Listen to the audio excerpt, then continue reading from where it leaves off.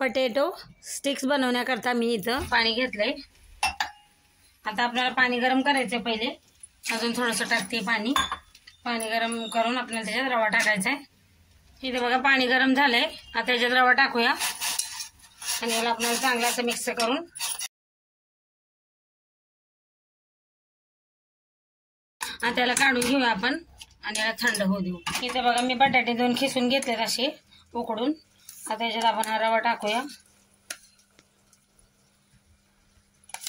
हे बघा आता हे आपण उकडलेले बटाटे आणि रवा मिक्स करून घेऊ आपण चांगला असं।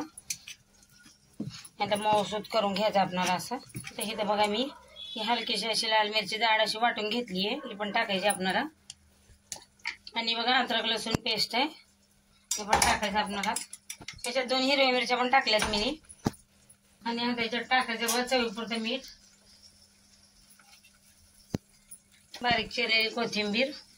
आता याला आपल्याला चांगलं मिक्स करून घ्यायचंय बघा। हे बघा मी सगळं मिक्स करून घेतलंय। आता हाताला थोडंसं तेल लावायचं असं, म्हणजे हाताला आपल्याला चिपकत नाही बघा।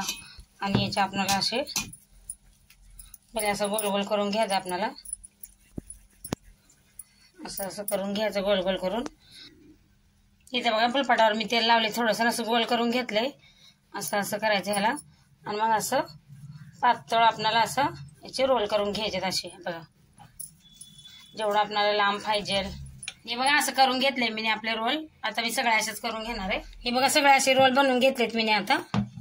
आता यांना आपण तळून घेऊया। आता इथं तेल गरम करायला ठेवलंय मी। आता याच्यात आपण एक सोडून बघूया तेल गरम झालंय का। गरम झालंय तेल। आता याला आपल्याला लांब लांब सोडायचे असे चांगले तळून घ्यायचे बघा कलर होऊस्तर। आता यांना बघा आपण असं पलटून घेऊया। चौकडून आपल्याला यांना चांगलं तळून घ्यायचं बघा, मस्त असे क्रंची बघा चांगले फ्राय करून घेतलेत मी यांना। आता याला काढून घेऊया आणि बाकीचे असे तळून घ्यायचे आपल्याला। हे बघा मी असं उरलेलं याचं असं बनवून घेतले आणि हे बनवून घेतलेत। तर तयार आहेत आपले पटेटो स्टिक्स। व्हिडिओ आवडला तर लाईक सबस्क्राईब करा।